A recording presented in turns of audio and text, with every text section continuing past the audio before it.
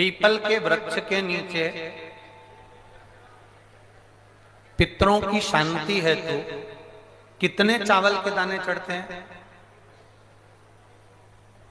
अगर कोई ब्राह्मण ने कह दिया तुम्हारे यहाँ पितृ दोष है, 1 रुपया कमाते हो, 1.25 रुपये खर्च होता है, तुम्हारे पास में पैसा टिकता नहीं, तुम्हारे यहाँ पितरों का दोष है, तो तुम एक चावल का दाना अगर आप कहे कि पीपल के वृक्ष के नीचे दिया लगाओ, पीपल के वृक्ष के नीचे आप जल चढ़ाओ या महादेव के मंदिर में 1 लोटा जल चढ़ाओ, तो हम कहते हैं ना कि प्रदोष के दिन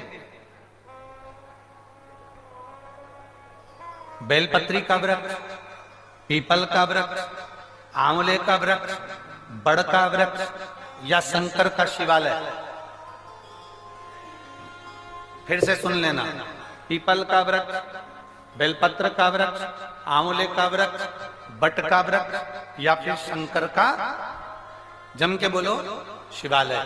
शिवालय का मतलब शंकर का मंदिर या शिव। प्रदोष के दिन अगर आपको लग रहा है कि हमारे यहाँ पितृदोष है, बहुत तकलीफ चल रही है, बहुत कोई ने कहा पितृदोष है, कोई कह रहा है पितरों का, तुम्हारे यहाँ ये तकलीफ है, पितरों की ये तकलीफ है, पितरों की वो तकलीफ है, पितरों की ये तकलीफ है, बार बार अगर कोई कह रहा है तो फिर आपको उसमें स्मरण करना पड़ेगा कि हम चावल के कितने दाने भगवान शंकर को समर्पित कर दें कि भोलेनाथ हमारे पितरों को तृप्त कर दें। हम तृप्त नहीं करेंगे,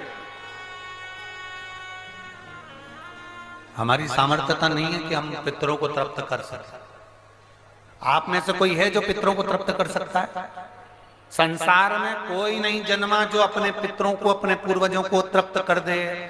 गया जी का पिंडदान कर लो, तर्पण कर लो, तिलांजलि दे दो, घर में ब्राह्मण भोज करा दो, साधु भोज करा दो, संत भोज करा दो, तुम दुनिया भर का सारा 50 काम कर लो, उसके बाद भी तुम पत्रिका किसी को दिखाओगे तो वो भी कह देगा तुम्हारे यहाँ, फिर वापिस कहेगा कि पितृ दोष है।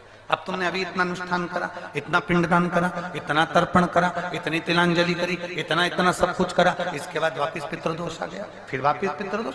क्यों? दुनिया में ऐसा कोई नहीं जन्मा जो अपने पितरों को तृप्त कर।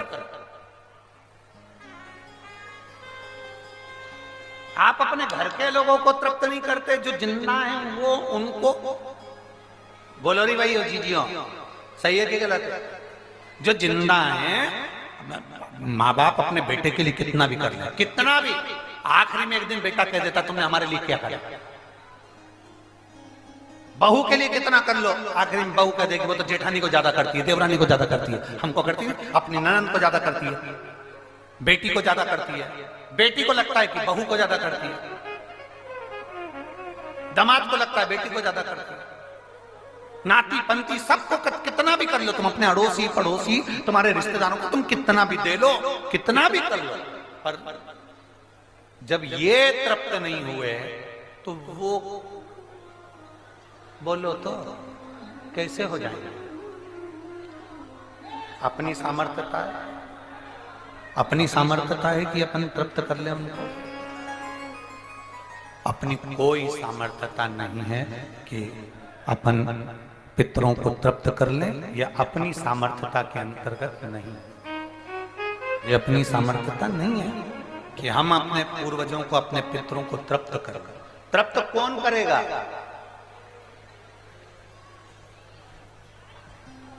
जिनकी शरण में पितृ है, वास्तु के देवता भगवान शंकर, काल सर्प दोष के देवता भगवान शंकर, जितने दोष होते हैं पितृ दोष के देवता भगवान शंकर, तो हम तृप्त नहीं कर सकते। अगर इनको तृप्त करेंगे तो देव अधिदेव महादेव करेंगे।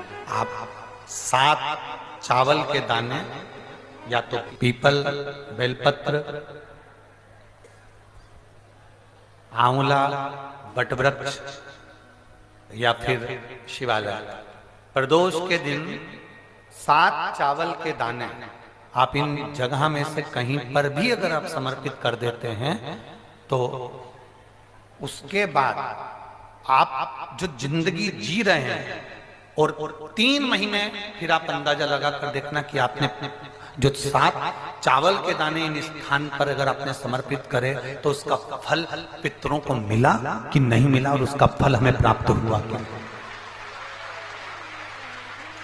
ये वो स्थान है जहां प्रदोष के दिन 7 अक्षत चावल का दाना भी हमारे पितरों को, पूर्वजों को तृप्त कर देता है। कौन कौन सा स्थान वापिस बोलेंगे सभी लोग? पहला पीपल, दूसरा बेलपत्र, तीसरा आंवला, चौथा बटवृक्ष और 5वां शिवालय, शंकर भगवान का स्थान। अब इसको समझना आपके ऊपर निर्भर है।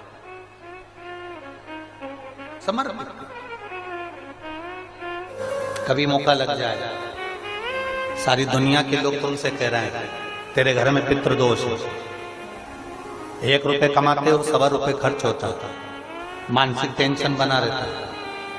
घर में एक व्यक्ति बीमार है, ठीक हुआ, दूसरा बीमार पड़ गया, दूसरा ठीक हुआ, तीसरा बीमार पड़ गया, तीसरा ठीक हुआ, चौथा बीमार पड़ गया, मतलब कहीं ना कहीं पितृ का भाव, पितृदोष का बना है। किसी ने कहा तुमसे कि तेरे यहाँ पितृदोष है, तूने ब्राह्मण को भोजन करा दिया, पिंडदान करा दिया, तर्पण करा दिया, तिलांजलि करा दी, गया जी का श्राद्ध कर दिया, हरिद्वार चली गई, वहां पिंडदान करवा दिया, ब्राह्मण भोज करवा दिया, तिथि पर भोजन करवा दिया, सब कुछ करवा के देते। अब एक काम और करके दे, एक काम और करके देख लो।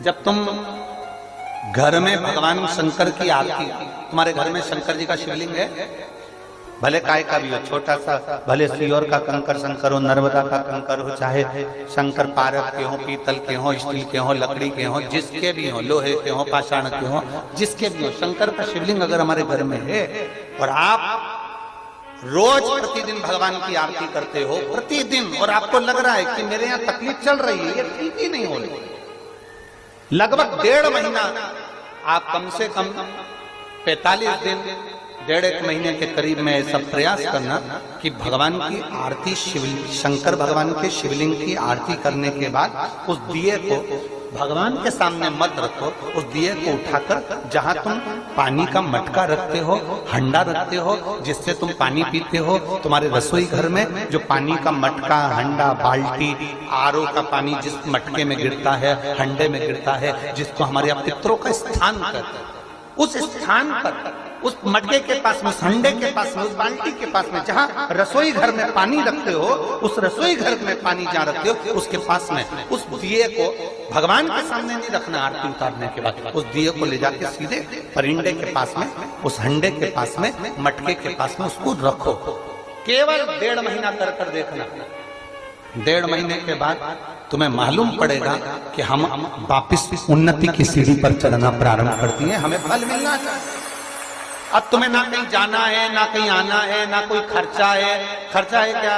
ईमानदारी से बोलो, कोई तुम्हारा लाखों का रुपया लग गया क्या? रोज आरती करते हो रोज आरती। बस आरती का नियम बना लो कि हमको पितृदोष किसी ने बोला है, हमारे घर में अशांति है, पितृदोष है, कोई कह रहा है कि तुम्हारे घर में पितृदोष है, हमने सब कुछ करके देख लिया। अब हमें यह करना है कि महादेव की आरती जब होती है तो उसकी ज्योत का दर्शन करने पर 1000 कपिला गाय के दान का पुण्य मिलता है। तो ये पुण्य हम हमारे पितरों को देते हैं, जिससे उनकी मुक्ति हो जाए और हमें आशीर्वाद प्राप्त। उस दिए को नीचे नहीं रखना, आरती उतारने के बाद आरती पूरी हो जाए तब उस दिए को ले जाकर, जब आप ले जाकर उसको रखें तब उस स्थान पर रखें जहां पितरों का स्थान, जहां पितरों का स्थान।